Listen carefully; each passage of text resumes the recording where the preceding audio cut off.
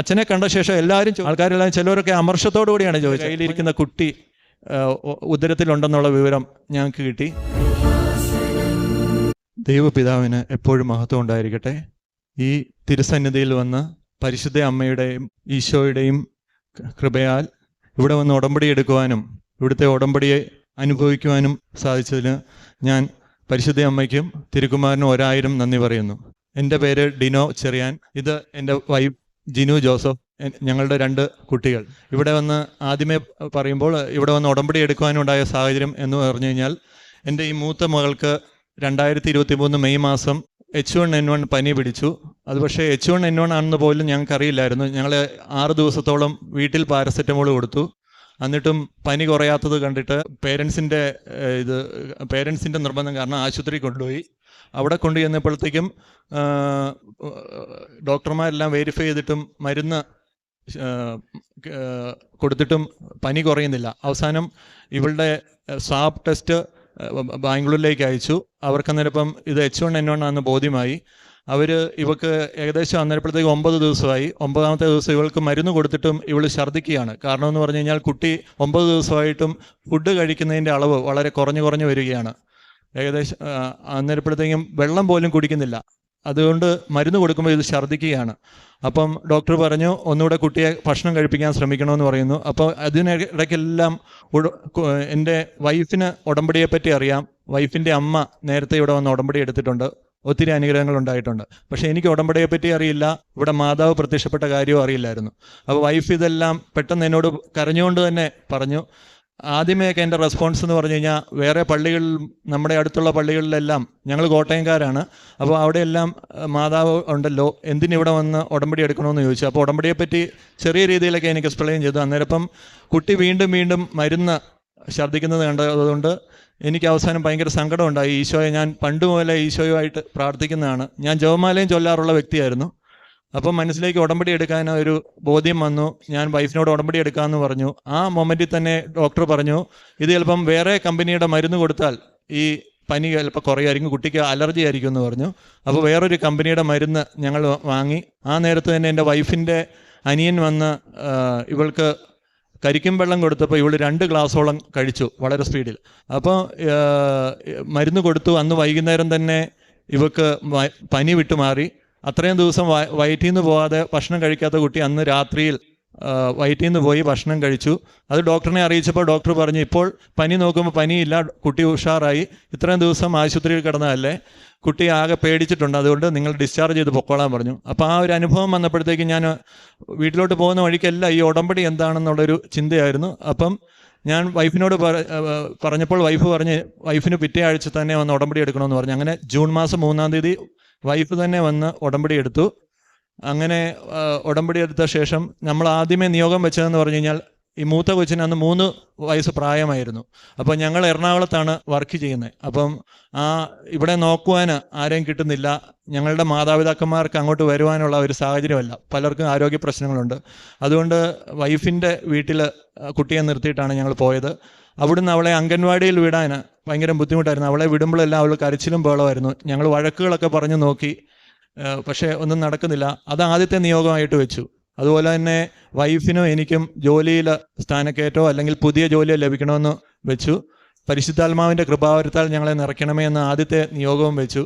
അപ്പോൾ പ്രാർത്ഥനകളിലൊക്കെ പുറകോട്ട് ആയിരുന്ന ഞാൻ പയ്യെ പ്രാർത്ഥനകളൊക്കെ ചൊല്ലാൻ തുടങ്ങി. വൈഫും നല്ല പണ്ട് പോലെ പ്രാർത്ഥിക്കുന്ന ആളാണ്, നന്നായിട്ട് പ്രാർത്ഥിക്കാൻ തുടങ്ങി. ഞങ്ങളുടെ എറണാകുളത്ത് സന്ധ്യാപ്രാർത്ഥനയില്ലാതെ ഇരുന്ന ആളായിരുന്നു, പക്ഷേ ജപമാലയൊക്കെ ചൊല്ലാൻ തുടങ്ങി. എൻ്റെ വീട്ടിലാണേലും പ്രാർത്ഥനയുടെ എല്ലാം ഐശ്വര്യങ്ങൾ കൂടി വന്നു. അപ്പോൾ എൻ്റെ കുട്ടി ഉടമ്പടി എടുത്ത് 2ാമത്തെ ഉടമ്പടി ധ്യാനം കഴിയാറായപ്പോഴത്തേക്കും എനിക്കൊരു കോള് വരുവാണ്, എൻ്റെ വൈഫിൻ്റെ അമ്മയുടെയാണ്. അപ്പം പറഞ്ഞു കുട്ടിയുടെ കൊടുക്കാമെന്ന് പറഞ്ഞു. അപ്പോൾ പറഞ്ഞു, അപ്പാ ഞാൻ അംഗൻവാടിയിൽ നിന്നാണ് വിളിക്കുന്നത്, എനിക്കിനി പോലെ അംഗൻവാടി പോയാൽ മതി എന്ന് പറഞ്ഞു.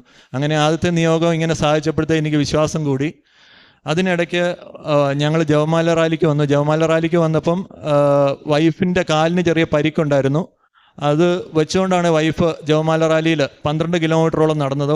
വൈഫിൻ്റെ ഒരു വിരൽ ഒടിഞ്ഞായിരുന്നു. എന്നിട്ട് അത് വെച്ചാണ് ജപമാല റാലി അത്രയും പങ്കെടുത്ത് ജപമാല ചൊല്ലിയെ. അതൊക്കെ കണ്ടപ്പോൾ എനിക്കും ഉടമ്പടി ഞാൻ തന്നെ എടുത്താൽ കൊള്ളാമെന്നുണ്ടായിരുന്നു. അത് കഴിഞ്ഞ് തിരിച്ച് വീട്ടിൽ വന്ന് പിറ്റേ ദിവസം രാവിലെ വൈഫിനൊരു മെയിൽ വന്നു. വൈഫ് അറ്റൻഡ് ചെയ്ത എറണാകുളത്തെ ഒരു നല്ല കമ്പനിയിൽ, ഏറ്റവും നല്ല കമ്പനിയിൽ തന്നെ വൈഫിന് ജോലി മാറ്റം കിട്ടിയിരിക്കുന്നു. അപ്പോൾ ഞങ്ങളുടെ അടുത്ത നിയോഗവും സാധ്യമായി.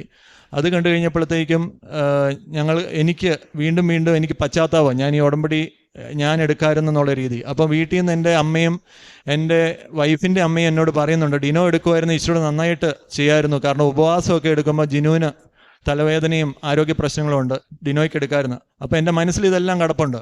അങ്ങനെ വന്നപ്പോൾ ഞാൻ വൈഫിനോട് പറഞ്ഞു, ഞാൻ ഇനി എടുത്തോട്ടെ എന്നുള്ള രീതിയിൽ ചോദിച്ചു. അപ്പോൾ വൈഫ് പറഞ്ഞു, ഡിസംബറിൽ ചെല്ലുമ്പം ഉടമ്പടി പുതുക്കി തീരുമ്പോഴത്തേക്കും ഡിനോ എടുത്തോളാം എന്നോട് പറഞ്ഞു.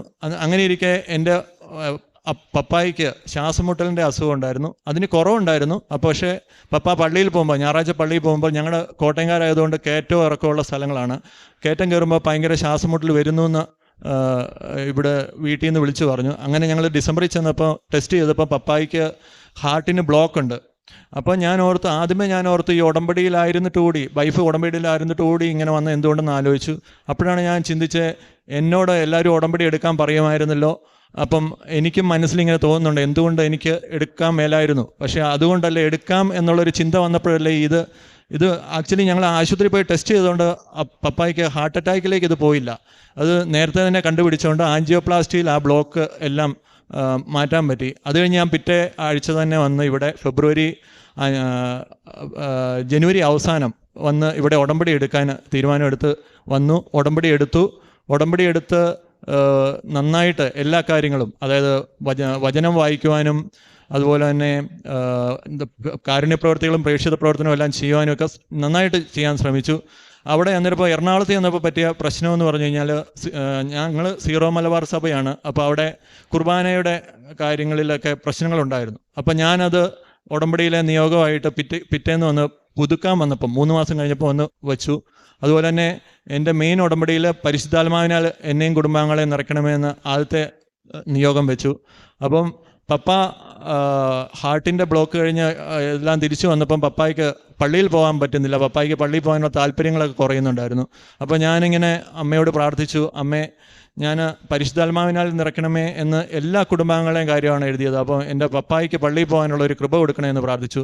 അത് പ്രാർത്ഥിച്ച് പിറ്റേ ഞായറാഴ്ച തന്നെ പപ്പ തന്നെ പള്ളിയിൽ പോയി, നടന്നാണ് പോയതെന്ന് എൻ്റെ വീട്ടിൽ നിന്ന് പറഞ്ഞു. അത് കഴിഞ്ഞ് ഡോക്ടറിനെ റിവ്യൂവിനൊക്കെ ചെല്ലുമ്പോൾ പപ്പ നന്നായിട്ട് ഇമ്പ്രൂവ് ചെയ്യുന്നുണ്ട്, പഴയ അവസ്ഥയിലേക്ക് വരികയാണ്, അപ്പോൾ ഈ രീതിയിൽ തന്നെ മുന്നോട്ട് പോയാൽ മതി എന്ന് പറഞ്ഞു. അപ്പോൾ അതിലൊക്കെ എനിക്ക് സന്തോഷം വന്നു. എല്ലാ ദിവസവും കൃത്യമായി അവിടെയും പ്രാർത്ഥനകളും രാത്രി സന്ധ്യാപ്രാർത്ഥനകളും നടക്കുന്നുണ്ടെന്ന് അറിഞ്ഞു. അത് കഴിഞ്ഞ് ഞാൻ തിരിച്ച് ഉടമ്പടി അത് കഴിഞ്ഞ് ഉടമ്പടി പുതുക്കാൻ വരുന്നതിന് മുമ്പ് വൈഫിന് ചെറിയ ബുദ്ധിമുട്ട് ഒക്കെ അനുഭവപ്പെട്ടിട്ട് ഞങ്ങൾ ആശുപത്രിയിൽ പോയപ്പോഴത്തേക്കും വൈഫിനെ ടെസ്റ്റ് നടത്തിയപ്പോൾ ഈ വൈഫിൻ്റെ കയ്യിലിരിക്കുന്ന കുട്ടി ഉദരത്തിലുണ്ടെന്നുള്ള വിവരം ഞങ്ങൾക്ക് കിട്ടി. അപ്പോഴത്തേക്കും ഞങ്ങൾക്ക് ഭയങ്കര സന്തോഷമായി. പരിശുദ്ധ അമ്മ ഈശോ വഴി തന്ന ഒരു കുട്ടിയായിട്ട് ആണ് ഇതിനെ ഞങ്ങൾ കണ്ടത്. അത് കഴിഞ്ഞ് ഇവിടെ വന്ന് ഞങ്ങൾ നന്ദി പറഞ്ഞു. പക്ഷേ വൈഫിന് ബ്ലീഡിങ്ങിൻ്റെ പ്രശ്നമെല്ലാം വന്നു. അപ്പോൾ വൈഫിൻ്റെ കമ്പനിയിൽ വർക്ക് ഫ്രം ഹോമിൻ്റെ ഓപ്ഷൻ കുറവാണ്. അവിടെ ചോദിച്ചു കഴിഞ്ഞാൽ ചിലപ്പോൾ അവസാനത്തെ 2 മാസം കിട്ടുള്ളൂ എന്ന് പറഞ്ഞു. പക്ഷേ ഡോക്ടർ പറഞ്ഞു, ആദ്യത്തെ 2 മാസം ഓൾറെഡി ആയി, ഇനി ബ്ലീഡിങ് മുന്നോട്ട് പോയാൽ ശരിയാവുകയില്ല. അപ്പോൾ ഇരുന്നുള്ള ജോലികളും ഒക്കെ ഓഫീസിൽ പോയാൽ ശരിയാവില്ല, ഓഫീസിൽ പോയാൽ സ്റ്റെപ്പുകളൊക്കെ കയറേണ്ടി വരും, അപ്പോൾ നിങ്ങൾ വർക്ക് ഫ്രം ഹോം തന്നെ എടുക്കണമെന്ന് പറഞ്ഞു. അപ്പോൾ ഞങ്ങൾ ഒരു മെയിൽ അയക്കാമെന്ന് പറഞ്ഞ് ഞങ്ങൾ ഉടമ്പടി ഉപ്പും ഞങ്ങൾ ലാപ്ടോപ്പിൽ പ്രാർത്ഥിച്ച് വിശ്വാസ പ്രമാണം ചൊല്ലി ഞങ്ങൾ മെയിൽ അയച്ചു. മെയിൽ തിരിച്ച് പിറ്റേ ദിവസം തന്നെ HR പറഞ്ഞു, നിങ്ങൾ മെഡിക്കൽ സർട്ടിഫിക്കറ്റ് കൊണ്ടുവരുവാണെങ്കിൽ ഈ മൊത്തം വർക്ക് ഫ്രം ഹോം തന്നേക്കാമെന്ന് പറഞ്ഞു. അങ്ങനെ ഞങ്ങൾ ഉടനടി സർട്ടിഫിക്കറ്റ് കൊണ്ടുവന്ന് കൊടുത്തു. പിറ്റേ ദിവസം തന്നെ സാങ്ഷനായി. ഇതെല്ലാം ആ ഉടമ്പടി പ്രാർത്ഥിച്ച കാര്യങ്ങളാണ് പെട്ടെന്ന് നടന്നത്. അപ്പോൾ എനിക്ക് വിശ്വാസം കൂടി. പക്ഷേ എനിക്കറിയാം ബ്ലീഡിങ് എന്ന് പറയുന്ന ഒരു ഇഷ്യൂ ആണെന്ന്. അത് മുന്നോട്ട് പോയി 3 മാസത്തെ ട്രൈമസ്റ്റർ കഴിഞ്ഞപ്പം ഡോക്ടറിനോട് ചോദിച്ചപ്പോൾ പറഞ്ഞു, പൂർണ്ണമായും ബ്ലീഡിങ് നിന്നെന്ന് പറഞ്ഞു. അപ്പോൾ അത് വീണ്ടും ഒരു കരുണയായിട്ട് ഞങ്ങൾ കണ്ടു, കൃപയായിട്ട് കണ്ടു. പക്ഷേ ഇതിനിടയ്ക്കെല്ലാം എനിക്ക് കൃപാവരം എങ്ങനെയാണ് കിട്ടുന്നതെന്ന് മനസ്സിലാകുന്നില്ല. അത് ബൈബിളിൽ നിന്ന് തന്നെ അറിയണമെന്നുള്ള ഒരു ആഗ്രഹം ഭയങ്കരമായിട്ടുണ്ടായിരുന്നു. അപ്പോൾ ബൈബിള് വിശ്വാസപ്രമാണം ചൊല്ലി വായിക്കാൻ ജോസഫ് അച്ഛൻ പറഞ്ഞായിരുന്നു. അപ്പോൾ ഉടമ്പടി ധ്യാനത്തിൽ അപ്പം അത് ഞാൻ അത് കണ്ട് വായിച്ചു കഴിഞ്ഞപ്പോഴത്തേക്കും എനിക്ക് കിട്ടിയത് ലൂക്കാ സുവിശേഷൻ്റെ 2-ാം അധ്യായം 14-ാം അധ്യായമാണ്. ആട്ടിടയന്മാർക്ക് കിട്ടുന്ന സന്ദേശമാണ്. അത്യുന്നതങ്ങളിൽ ദൈവത്തിന് സ്തുതി, ഭൂമിയിൽ ദൈവകൃപയുള്ളവർക്ക് സമാധാനം. അപ്പോൾ ഞാൻ വിചാരിച്ചു, ഇത്രയും കാലം എനിക്ക് പലവിധ പ്രശ്നങ്ങൾ വരുമ്പോൾ ഞാൻ എപ്പോഴും ഭയങ്കര അപ്സെറ്റ് ആകുന്നതായിരുന്നു. പക്ഷേ ഇത്രയും ദിവസം എനിക്ക് പ്രാർത്ഥിച്ചാൽ മതിയെന്ന് അല്ലെങ്കിൽ കാരുണ്യ പ്രവർത്തികൾ ചെയ്യണമെന്നുള്ള ഒരു ചിന്തകൾ മാത്രമേ ഉള്ളായിരുന്നുള്ളൂ. അല്ലാതെ എനിക്ക് പപ്പായുടെ ബ്ലോക്ക് വന്നപ്പോഴോ ഭാര്യയ്ക്ക് ബ്ലീഡിങ് വന്നപ്പോഴോ ഒന്നും ഒരു വിഷമവും തോന്നിയില്ല. കാരണം ദൈവം ഇടപെടുന്നുള്ള ഒരു ചിന്ത വന്നു. അപ്പോൾ ദൈവകൃപയുള്ളത് കൊണ്ടാണ് എനിക്ക് ഈ സമാധാനത്തിൽ നിൽക്കുന്നതെന്ന് മനസ്സിലായി. പക്ഷേ ഞാൻ എപ്പോഴൊക്കെ 2 ആഴ്ച കൂടുമ്പോഴുള്ള ഈ കുമ്പസാരത്തിൻ്റെ 2 ആഴ്ച തെറ്റിച്ചിട്ടുണ്ടോ, അപ്പോഴൊക്കെ എനിക്ക് അസ്വസ്ഥതകൾ പല രീതിയിൽ, ഭാര്യയുമായി വഴക്കുകളാകാം, അല്ലെങ്കിൽ കുട്ടിയായിട്ട് വഴക്കുകളാകാം, ഓഫീസിലെ കാര്യങ്ങളിൽ പ്രശ്നങ്ങളാകാം, ഇതൊക്കെ ഉണ്ടായിട്ടുണ്ട്. അത് ഞാൻ മനസ്സിലാക്കി. ഞാൻ അന്നിപ്പോൾ പള്ളികളെല്ലാം ഈ അടഞ്ഞു കിടക്കുന്നതാണെങ്കിലും ഞങ്ങൾ അങ്ങ് കിലോമീറ്ററുകൾ സഞ്ചരിച്ചു പോയി ഞങ്ങൾ കുമ്പസാരിക്കാൻ ശ്രമിച്ചിട്ടുണ്ട്. അതുപോലെ തന്നെ കിലോമീറ്ററുകൾ പോയി ഞങ്ങൾ എല്ലാ ദിവസവും തന്നെ പള്ളിയിൽ കുർബാനയ്ക്ക് പങ്കെടുക്കാൻ ശ്രമിച്ചു. അങ്ങനെ ഇരിക്കെ വൈഫിന് വർക്ക് ഫ്രം ഹോം ആണ്. അങ്ങനെ ഇരിക്കെ ഞങ്ങൾക്ക് കൊച്ചിൻ്റെ ഡെലിവറിയുടെ നേരത്ത് വൈഫിൻ്റെ ഹാർട്ട് ബീറ്റ് നോക്കുമ്പോഴത്തേക്കും ഹാർട്ട് ബീറ്റ് കൂടുതലാണ്. അതുപോലെ തന്നെ കുട്ടിയുടെ അതിലും കൂടുതലാണ്, വൈഫിനുള്ളതിനേക്കാളും കൂടുതലാണ്. നോർമലി അതങ്ങനെ വരുന്നതാണ്. പക്ഷേ കുട്ടിക്ക് ഉദ്ദേശിച്ചതിലും കൂടുതൽ ഹൈ ആയിട്ടാണ് ഹാർട്ട് ബീറ്റ് കാണിക്കുന്നത്. അപ്പോൾ ഡോക്ടർ പറഞ്ഞു, ഇങ്ങനെ ഹാർട്ട് ബീറ്റ് പോയി കഴിഞ്ഞ് കഴിഞ്ഞാൽ ഒന്നെങ്കിൽ അത് അപകടമാണ്, അല്ലെങ്കിൽ സിസേറിയനിലേക്ക് പോകേണ്ടി വരുമെന്ന് പറഞ്ഞു. അപ്പോൾ ഞാൻ ഡിസംബർ 16-നാണ് കുട്ടി ഉണ്ടാകുന്നത്. ഡിസംബർ 15-നാണ് ഡോക്ടർ ഇത് പറയുന്നത്. അപ്പോഴത്തേക്കും ഞങ്ങൾ ഉടമ്പടി തൈലം വയറിൽ കുരിശടയാളം വരച്ച് വിശ്വാസ പ്രമാണം ചൊല്ലി വൈകുന്നേരം ഞങ്ങളിങ്ങനെ വീണ്ടും ഇതിൻ്റെ ടെസ്റ്റിന് വേണ്ടി ചെല്ലുവാണ്. അപ്പോഴും നോക്കുമ്പം വീണ്ടും ഹാർട്ട് ബീറ്റ് കുറഞ്ഞിട്ടുണ്ട്, എങ്കിലും അവരുദ്ദേശിച്ച രീതിയിൽ എത്തിയില്ലെന്ന് പറഞ്ഞു. അപ്പോഴത്തേക്കും ഒരു അമ്മ ഇങ്ങനെ കരഞ്ഞുകൊണ്ട് നിലവിളിച്ചുകൊണ്ട് എൻ്റെ അടുത്ത് വന്നിരുന്നു. എന്നിട്ട് പറഞ്ഞു, എൻ്റെ മോനെ, എൻ്റെ മകളെയും കൊണ്ട് ഞാൻ വന്നതാണ്, മകൾക്ക് ബ്ലീഡിങ് ആണ്. ഇപ്പം 7 മാസം ആകുമ്പോൾ, ഇപ്പം 4 തവണ കുട്ടികൾക്ക് ഉണ്ടായി, പക്ഷേ 7 മാസം ആകുമ്പോഴത്തേക്ക് അബോർഷനായി പോവാണ്. ഇത് 7 മാസം കഴിഞ്ഞ് 8-ാമത്തെ മാസമാണ്. ഞാൻ എന്ത് ചെയ്യണമെന്ന് അറിയത്തില്ലെന്ന് പറഞ്ഞു. അപ്പോഴത്തേക്ക് എൻ്റെ മനസ്സിലേക്ക് എൻ്റെ വൈഫിൻ്റെ അമ്മ എൻ്റെ വലത് സൈഡിലുണ്ടായിരുന്നു. അപ്പം അമ്മ പറഞ്ഞു, നമ്മുടെ പത്രം കൊടുക്കുവാൻ പറഞ്ഞു. പത്രം ഞാൻ കൊടുത്തു. അപ്പോൾ എനിക്കറിയാം ഡിസംബറിലെ പത്രമാണെന്ന് എനിക്കറിയാം. അതിലെ 4-ാമത്തെ പേജിൽ ഫലോപ്പിയൻ ട്യൂബിൽ ഉണ്ടായ കുട്ടി ഒരു കുഴപ്പവും കൂടാതെ പ്രസവിച്ചു ഒരു കുട്ടിയെ പ്രസവിച്ചു എന്ന വാർത്ത, അതിൽ സാക്ഷ്യം അതിൽ എഴുതിയിട്ടുണ്ട്. അപ്പം ഈശോ പ്രവർത്തിച്ച കാര്യങ്ങളാണല്ലോ സാക്ഷ്യങ്ങളായിട്ട് അതിൽ വരുന്നത് പരിശുദ്ധ അമ്മയുടെ മാധ്യസ്ഥം. അപ്പം ഞാനും അമ്മയും കൂടെ പറഞ്ഞു, നിങ്ങളൊന്നുകൊണ്ടും വിഷമിക്കേണ്ട, ഇത് ധൈര്യപൂർവ്വം വിശ്വാസത്തോടുകൂടി വായിച്ചാൽ മതി, ഈശോ ആ മകളെ സൗഖ്യപ്പെടുത്തുന്നു പറഞ്ഞു. അത് പറഞ്ഞ് ഏകദേശം 5 മിനിറ്റ് കഴിഞ്ഞ് അവരത് വായിച്ചു. എന്നോട് പറഞ്ഞു, ഞങ്ങൾക്ക് പരിശുദ്ധ അമ്മയിലൊക്കെ വിശ്വാസമാണ്, ഞങ്ങൾ ഹിന്ദുക്കളാണെങ്കിലും പരിശുദ്ധ അമ്മയെ വിശ്വാസമാണ്. അത് കേട്ടപ്പോഴത്തേക്ക് എൻ്റെ കയ്യിൽ ഇവിടുന്ന് കൗണ്ടറിൽ നിന്ന് മേടിക്കുന്ന ഉടമ്പടി കാശ് രൂപം അല്ലാത്ത കാശ് രൂപം ഉണ്ടായിരുന്നു. അത് ഞാൻ അവർക്ക് കൊടുത്തു, അവരുടെ വിശ്വാസത്തിന് വേണ്ടി അവർക്ക് കൊടുത്തു. അത് കൊടുത്ത് ഒരു 2 മിനിറ്റ് കഴിഞ്ഞപ്പോഴത്തേക്കും നേഴ്സ് വന്ന് പറഞ്ഞു, നിങ്ങളുടെ മകളുടെ ബ്ലീഡിങ് നിന്നു, അത് പണ്ട് സ്റ്റിച്ച് ഇട്ടതെടുത്തുനിന്ന് വന്ന ബ്ലീഡിങ് ആണ്, അത് വീണ്ടും സ്റ്റിച്ച് ഇച്ചിരൂടെ ടൈറ്റ് ചെയ്തപ്പോഴത്തേക്ക് അത് ബ്ലീഡിങ് നിന്നു, നിങ്ങൾ ഭയപ്പെടേണ്ട, നിങ്ങൾ ഇനിയിപ്പോൾ ഇവിടെ അഡ്മിറ്റ് ആയാൽ മതി 2-3 ദിവസം, അത് കഴിയുമ്പോൾ പോകാമെന്ന് പറഞ്ഞു. അപ്പോൾ ആ അമ്മയുടെ വിശ്വാസം കണ്ടു കഴിഞ്ഞപ്പോഴത്തേക്കും എൻ്റെ കുട്ടിയുടെ ഹാർട്ട് ബീറ്റും അകത്ത് ഇങ്ങനെ സംഭവിക്കും, ഞാൻ പരിശുദ്ധ അമ്മയോട് പറഞ്ഞില്ല എന്നുള്ള ഒരു ഇത് വന്നു. കാരണം ഞാൻ അത്രയും നേരം പരിശുദ്ധ അമ്മയോടും ഈശോയോടൊന്നും ഇതിനെപ്പറ്റി പ്രാർത്ഥിക്കുന്നില്ല. ഞാൻ പ്രാർത്ഥിക്കാൻ തുടങ്ങി. ഏകദേശം ഒരു 10-15 മിനിറ്റിന് ശേഷം ജിനു തന്നെ, എൻ്റെ വൈഫ് തന്നെ ഇറങ്ങി വന്ന് പറഞ്ഞു, ഹാർട്ട് ബീറ്റ് നോർമലായി, നാളെ നോർമൽ ഡെലിവറി ആയിരിക്കും എന്ന് പറഞ്ഞു. അങ്ങനെ ഞങ്ങൾ പിറ്റേ ദിവസം രാവിലെ ഡെലിവറിക്ക് ഉടമ്പടി തൈലം തേച്ച് കുരിശടയാളം വരച്ചാണ് പോയത്. അങ്ങനെ ഞങ്ങൾക്ക് ഈ മാലാക കൊച്ചിനെ കിട്ടി. അത് കുട്ടി ഉണ്ടായിക്കഴിഞ്ഞ് കുട്ടിയെ കാണുമ്പോൾ ഞങ്ങൾക്കിങ്ങനെ ഈ വെള്ളത്തലമുടിയാണ് ഞങ്ങൾ കാണുന്നത്. അപ്പോഴത്തേക്ക് ആദ്യമേയൊക്കെ ഞാൻ ഓർത്ത് ഉടമ്പടി എടുത്ത ശേഷം എന്തുകൊണ്ടിങ്ങനെ സംഭവിച്ചു. അപ്പോൾ വൈഫും ചോദിക്കുന്നുണ്ട്, ഡിനോ എന്തെങ്കിലും ഉടമ്പടിയിൽ തെറ്റ് വരുത്തിയിട്ടുണ്ടോ? അപ്പോൾ എനിക്കും ഭയങ്കര ഒരു ബുദ്ധിമുട്ട്. ഞാൻ ആലോചിച്ചിട്ടും ഞാൻ കുമ്പസാരത്തിലും പള്ളിയിൽ ഒരു ദിവസം പോലും ഞാൻ മുടക്കാറില്ല. എനിക്ക് പനി വരുമ്പോൾ പോലും ഞാൻ പള്ളിയിൽ പോയി കുർബാന കൂടുമായിരുന്നു. ഞാൻ മാസ്ക് വെച്ച് കുർബാന കൂടുമായിരുന്നു, ബാക്കിയുള്ളവരെ ഉപദ്രവിക്കാതിരിക്കാൻ. അങ്ങനെ ചെയ്തിട്ടും എന്തുകൊണ്ട് ഇങ്ങനെ വന്നെന്ന് ഞാൻ ചിന്തിച്ചു. അപ്പോൾ എൻ്റെ മനസ്സിലേക്ക് വരുന്നത്, ദൈവം തന്നതല്ലാതെ നിനക്കൊന്നുമില്ല എന്ന് ആൾക്കാരോട് പറയണമെന്നുള്ള രീതിയിലാണ് എനിക്ക് വന്നത്. അത് കഴിഞ്ഞ പിന്നെ ഞാൻ ഈ കുട്ടിയും കൊണ്ട് എവിടെ പോയാലും ആരെന്ത് ചോദിച്ചാലും ദൈവം തന്നതാണെന്നുള്ള രീതി ഞാൻ പറയാൻ തുടങ്ങി. അതിനുശേഷം ഞങ്ങൾ ജോസഫ് അച്ഛനെ വന്ന് കണ്ടു, കുട്ടിയുടെ കാര്യം പറഞ്ഞു. അതിനിടയ്ക്ക് എൻ്റെ ജോലി ജനുവരി അവസാനം, ഈ 2025 ജനുവരി അവസാനം ഞാൻ ജോലി ചെയ്തുകൊണ്ടിരുന്ന റിമോട്ടായിട്ടായിരുന്നു. വൈഫിനാണ് എറണാകുളത്ത് ജോലി. അപ്പോൾ ആ ജോലി നഷ്ടപ്പെടുമെന്ന് പറഞ്ഞ് എനിക്ക് ജനുവരി മെയിൽ വന്നു. മാർച്ച് 31-ാം തീയതി എൻ്റെ ജോലി എനിക്ക് നഷ്ടമായി, ലേ ഓഫ് കാരണം. അപ്പോഴും എനിക്ക് വിഷമങ്ങളൊന്നും വന്നില്ല. ഞാൻ സമാധാനത്തിലായിരുന്നു. കാരണം ദൈവകൃപ എൻ്റെ കൂടെ ഉണ്ടെന്നുള്ള വിശ്വാസം അപ്പോഴും എനിക്കുണ്ടായിരുന്നു. പരിശുദ്ധ അമ്മ എൻ്റെ കൂടെ ഉണ്ടായിരുന്നു.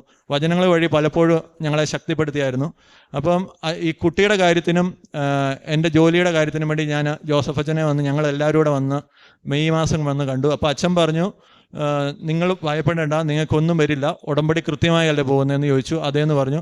എങ്കിൽ പരിശുദ്ധ അമ്മയുടെ പ്രത്യക്ഷീകരണത്തിൻ്റെ സ്ഥിരം സാക്ഷികളാക്കി മാറ്റണമേ എന്നാണ് അമ്മ പറയുന്നതെന്ന് പറഞ്ഞു. കാരണം അച്ഛന് എൻ്റെ ഈ ജോലിയുടെ ഡോക്യുമെൻ്റ്, ഇവളുടെ ഇതിൻ്റെ ഡെലിവറിയുടെ ഡോക്യുമെൻറ്റുകളൊക്കെ ആദ്യമേ മാതാവിൻ്റെ അടുത്ത് കൊണ്ടുപോയി വെച്ചു. അതിനുശേഷം അച്ഛൻ വന്ന് ഈശോയുടെ കുരിശിൻ്റെ കീഴിൽ കൊണ്ടുവന്ന് വെച്ചു. അപ്പം തന്നെ എനിക്കറിയായിരുന്നു എൻ്റെ കാര്യത്തിൽ എന്തെങ്കിലും ഒരു തീരുമാനം ഉണ്ടാവും. പക്ഷേ ഞാൻ നന്നായിട്ട് ഈശോ നമ്മൾക്ക് കാണിച്ചു തന്ന വഴികൾ നന്നായിട്ട് ഫോളോ ചെയ്യണമെന്നുണ്ടായിരുന്നു. അത് ഞാൻ ഫോളോ ചെയ്തു. അവസാനം ഞാൻ ഈ കുട്ടിയെ കൊണ്ട് ഈ അച്ഛനെ കണ്ടതിന് ശേഷം എവിടെ ഇറങ്ങിയാലും ആദ്യമേ ചോദിക്കുന്നത്, ഈ മുടി നിങ്ങൾ കളർ ചെയ്തതാണോ അതോ നിങ്ങൾക്ക് ഇത് എങ്ങനെയാണ് ഇത് കിട്ടിയതെന്നായിരുന്നു ആൾക്കാരെല്ലാം ചോദിക്കുന്നത്. ആദ്യമേ ആൾക്കാരെ ഫേസ് ചെയ്യാനുള്ള ബുദ്ധിമുട്ട് അതായിരുന്നു. ഇവരെന്തെങ്കിലും അസുഖമാണോ എന്ന് ചോദിക്കുമോ, എങ്ങനെ ഞങ്ങൾ ആൻസർ പറയും. പക്ഷേ അച്ഛനെ കണ്ട ശേഷം എല്ലാവരും ചോദിക്കുന്ന കാര്യം, കൊച്ചിന് നിങ്ങൾ എവിടെ നിന്നാണ് മുടി കളർ ചെയ്ത്, എന്തിനാണ് ഈ ചെറിയ കൊച്ചിന് മുടി കളർ ചെയ്യുന്നതെന്നുള്ള രീതിയിൽ ആൾക്കാരെല്ലാം, ചിലവരൊക്കെ അമർഷത്തോടു കൂടിയാണ് ചോദിച്ചത്. അപ്പോൾ ഞാൻ പറഞ്ഞു, ഇങ്ങനെ ദൈവം തന്ന മുടിയാണ് ഞങ്ങൾക്ക്, അപ്പോൾ അത് കളയാനും പറ്റില്ല, വെട്ടിക്കളയാൻ ഞങ്ങൾ ഉദ്ദേശിക്കുന്നില്ല, അതുകൊണ്ടാണ് വെച്ചത്. അപ്പോൾ ചിലവർ വന്ന് പറഞ്ഞു, ഇത് ഗ്രേസ് ഉള്ള ഒരു മുടിയാണ്. അപ്പോൾ ഗ്രേസ് എന്ന് പറയുമ്പോൾ കൃപയാണ്. അപ്പോൾ ഞാൻ വീണ്ടും വിചാരിച്ചു, ദൈവകൃപയിലേക്കാണല്ലോ നമ്മളെ നയിച്ചുകൊണ്ടിരിക്കുന്നത്. അതിനുശേഷം ഈ ഓഗസ്റ്റ് 12-ാം തീയതി ഞാൻ ധ്യാനം കൂടിക്കൊണ്ടിരുന്നപ്പോൾ അച്ഛൻ പറഞ്ഞു, 44 ദിവസത്തിനുള്ളിൽ ഈ ഉടമ്പടി എടുത്ത ഈ അവസാനത്തെ ഈ കൃപാസനത്തിലേക്ക് ഇപ്പോൾ വന്ന അവസാനത്തെ മകനെയും മകളെയും വരെ ഈശോ രക്ഷിക്കുന്നതായിട്ട് പരിശുദ്ധാത്മാവ് കാണിക്കുന്നു. അതുപോലെ മാലാഖമാരെ അതിന് പറഞ്ഞു വിട്ടതായിട്ട് കാണിക്കുന്നു എന്നുള്ള സന്ദേശം വന്നു. സെപ്റ്റംബർ 10-ാം തീയതി, ഓഗസ്റ്റ് 12-ന് ശേഷം സെപ്റ്റംബർ 10-ാം തീയതി എൻ്റെ പഴയ കമ്പനിയിലെ ഡയറക്ടർ വീണ്ടും വിളിച്ചു. അപ്പോൾ ഞാൻ ഇതുവരെ ജോലി കിട്ടാതെ ഇരുന്നെന്ന് പറഞ്ഞാൽ എൻ്റെ ടെക്നിക്കൽ സ്കില്ലിൻ്റെ കുറവ് കൊണ്ടൊന്നുമല്ല, എൻ്റെ മെരിറ്റ് അന്നേരപ്പോൾ ഞാൻ ഉപേക്ഷിച്ചു. ഇനിയിപ്പം മെയിൻ പ്രശ്നം എന്ന് പറഞ്ഞു കഴിഞ്ഞാൽ എനിക്ക് കൊച്ചിയിൽ ഇവരുടെ കൂടെ താമസിക്കണം, എറണാകുളത്ത് താമസിക്കണം. അപ്പോൾ റിമോട്ടായിട്ട് ജോലി ഓപ്ഷൻ കിട്ടിയാലേ എനിക്ക് അങ്ങനെ ചെയ്യാൻ പറ്റുള്ളൂ.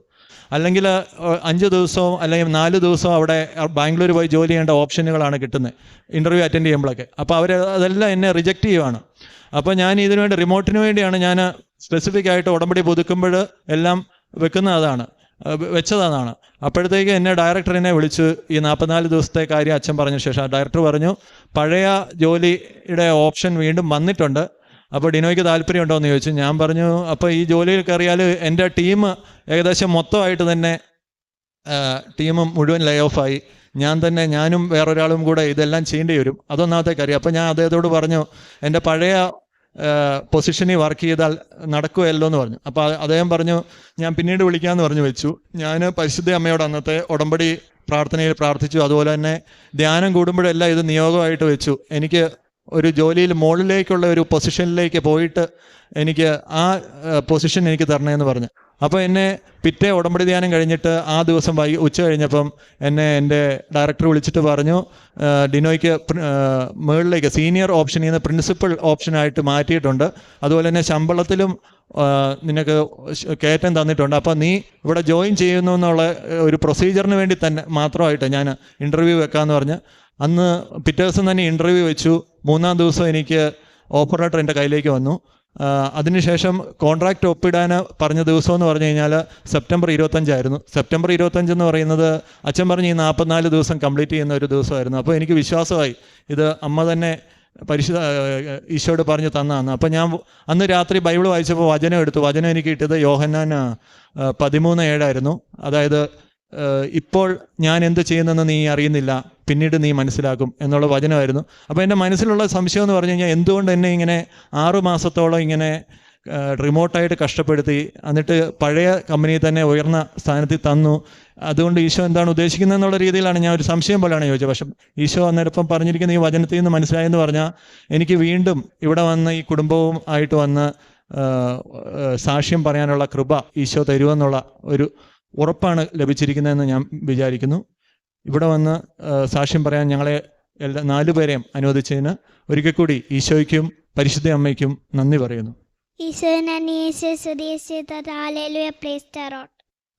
വിശുദ്ധ മത്തായിയുടെ സുവിശേഷം 19 അധ്യായം 6 തിരുവചനം. ഭൂമിയിൽ പാപങ്ങൾ ക്ഷമിക്കാൻ മനുഷ്യപുത്രന് അധികാരമുണ്ടെന്ന് നിങ്ങൾ അറിയേണ്ടതിനാണിത്. അനന്തരം അവൻ തളർവാദ രോഗിയോട് പറഞ്ഞു, എഴുന്നേറ്റ് നിന്റെ ശയ്യയുമെടുത്ത് വീട്ടിലേക്ക് പോവുക. അവൻ എഴുന്നേറ്റ് വീട്ടിലേക്ക് പോയി. ഈശോ വളരെ അധികാരമുള്ള ഒരു വ്യക്തിയാണ്. നമ്മുടെ എല്ലാ ജീവിതാവസ്ഥകൾക്കും മേൽ ഈശോയ്ക്ക് അധികാരമുണ്ട്. കാരണം അവിടുന്ന് ദൈവപുത്രനാണ്. ദൈവപുത്രൻ പറയുന്ന കാര്യങ്ങൾക്കെല്ലാം വളരെ അധികാരവും ആജ്ഞയുമുണ്ടെന്ന് നമുക്ക് മനസ്സിലാക്കാം. 2000 വർഷം മുൻപുള്ള അതേ അത്ഭുതം തന്നെ എൻ്റെ ജീവിതത്തിലും ഇന്നും നടന്നുകൊണ്ടിരിക്കുന്നുവെന്നാണ് ഡിനോയും കുടുംബവും ഇവിടെ ഏറ്റുപറയുന്നത്. താൻ സംശയിച്ച എല്ലാ കാര്യങ്ങൾക്കും വിശുദ്ധ ഗ്രന്ഥത്തിലൂടെ തന്നെ, വചനത്തിലൂടെ തന്നെ അദ്ദേഹത്തിന് മറുപടി ലഭിക്കുന്ന വളരെ ശക്തമായ ഒരു പ്രത്യക്ഷീകരണ സാക്ഷ്യമാണ്. ലൂക്ക 2:13, 2:14 അദ്ദേഹത്തിന് ലഭിച്ച ഒരു വലിയ സന്ദേശവും അത് തന്നെയാണ്. അത്യുന്നതങ്ങളിൽ ദൈവത്തിന് മഹത്വം. നാം എപ്പോഴും സാക്ഷ്യം പറയുന്നത് അത്യുന്നതങ്ങളിലുള്ള ദൈവത്തിന് മഹത്വം നൽകുകയാണ്. ആട്ടുടയരുടെ ആ ഒരു ചെറിയ എളിയ മനസ്സിൽ നിന്ന് അവർക്ക് ലഭിച്ചിട്ടുള്ള വലിയ ആശ്വാസമാണ് ദൈവത്തെ കാണാനുള്ള ഒരു വലിയ അനുഗ്രഹം. നമുക്കിന്ന് നമ്മുടെ ഓരോ ജീവിതാനുഭവങ്ങളിലും ഈശോയെ തൊട്ടനുഭവിക്കാനുള്ള ഒരു സൗഭാഗ്യം ലഭിക്കുക എന്നതിനേക്കാൾ കൂടുതൽ മറ്റൊന്നും നമുക്ക് സൗഭാഗ്യദായകമായിട്ടൊന്നും തന്നെയില്ല. കാരണം നിത്യതയോളം ഈശോയോട് കൂടെ സഞ്ചരിക്കുമ്പോൾ നമ്മുടെ ജീവിതത്തിൻ്റെ ഏറ്റവും വലിയ സൗഭാഗ്യം നമുക്കിവിടെ വന്നു ചേരുകയാണ്. മൂത്ത മകളുടെ ഈ പനിയെക്കുറിച്ച് അദ്ദേഹം പ്രസ്താവിക്കുകയുണ്ടായി. H1N1 എന്ന ആ പനി പെട്ടെന്ന് തന്നെ നോർമലാകുവാൻ ഉടമ്പടി എന്ന വലിയ ഒരു സൗഖ്യ ശുശ്രൂഷയാണ് അദ്ദേഹത്തിന് നിദാനമായി വന്നത്. അതുപോലെ തന്നെ വൈഫിൻ്റെയും ഈ രണ്ടാമത്തെ കുഞ്ഞിൻ്റെ കാര്യങ്ങൾ ജ്ഞാനം നിറയ്ക്കുന്ന, കൃപ നിറയ്ക്കുന്ന, പരിശുദ്ധാത്മാവിൻ്റെ അഭിഷേകം നിറയ്ക്കുന്ന ഒരു വലിയ ജീവിതാനുഭവം എപ്പോഴും ഒരു അടയാളമായ ആ കുഞ്ഞിൻ്റെ മുടിയിൽ തന്നെ അവർക്ക് നൽകിയിരിക്കുകയാണ്. ഈ കുഞ്ഞ് എന്തുകൊണ്ട് ഇങ്ങനെ എന്ന് ചോദിക്കുമ്പോൾ ഉത്തരം വളരെ പെട്ടെന്നാണ്. ഇത് കൃപ നിറഞ്ഞ കുഞ്ഞാണ് എന്ന് പറയാനുള്ള വളരെ പ്രത്യക്ഷമായ അടയാളം എന്നിവർക്ക് നൽകിയിരിക്കുകയാണ്. നമ്മുടെ ജീവിതത്തിലെ എല്ലാ പ്രത്യക്ഷമായ അടയാളങ്ങളും അത് തന്നെയാണ്. വിശുദ്ധ കുരിശിൻ്റെ അടയാളത്താൽ നാം എന്നും രാവിലെ 5:30 തൈലം പൂശി നാം കുരിശ് വരയ്ക്കുമ്പോൾ നമ്മുടെ കൃപയുടെ അടയാളം മുദ്രിതമാവുകയാണ്. ജോസഫ് അച്ഛൻ്റെ ആ ഡെയിലി ബ്രെഡിൽ നാം ഏറ്റുവാങ്ങുന്ന അനുഗ്രഹങ്ങളെല്ലാം നമ്മുടെ ജീവിതത്തിൽ വളരെ കൃപയായി മാറുകയാണ്. അനുഗ്രഹങ്ങൾ ഏറ്റുവാങ്ങുമ്പോൾ നാം നിത്യതയിലേക്ക് നടക്കുന്നതിൽ നമുക്കൊരിക്കലും പാളിച്ച വരികയില്ല. ഒരു ആറ്റുതീരത്ത് നട്ട വൃക്ഷം പോലെ അതെന്നും നമ്മുടെ ജീവിതം വളരെ പൂത്ത് തളിർത്ത് നിൽക്കും. എനിക്കൊന്നിനെക്കുറിച്ചും ആശങ്കയില്ല. വരൾച്ചയെ ഞാൻ ആശങ്കപ്പെടുന്നില്ല. കാരണം ഞാൻ ആറ്റുതീരത്താണ്, ഞാൻ പരിശുദ്ധാത്മാവിൻ്റെ കൃപയിലാണെന്നുള്ളൊരു വലിയ ബോധ്യമാണെന്ന് ഈ കുടുംബത്തിന് ലഭിച്ചിരിക്കുന്നത്. നമ്മുടെ ജീവിതത്തിലും കൃപ നിറയുവാനും അഭിഷേകം നിറയുവാനുള്ള കൃപയ്ക്കായി പ്രാർത്ഥിച്ചുകൊണ്ട് ഡിനോയ്ക്കും കുടുംബത്തിനും നൽകിയ എല്ലാ അനുഗ്രഹത്തിനും നല്ലൊരു കൈയടി നൽകി സാക്ഷി നമുക്ക് സമർപ്പിക്കാം.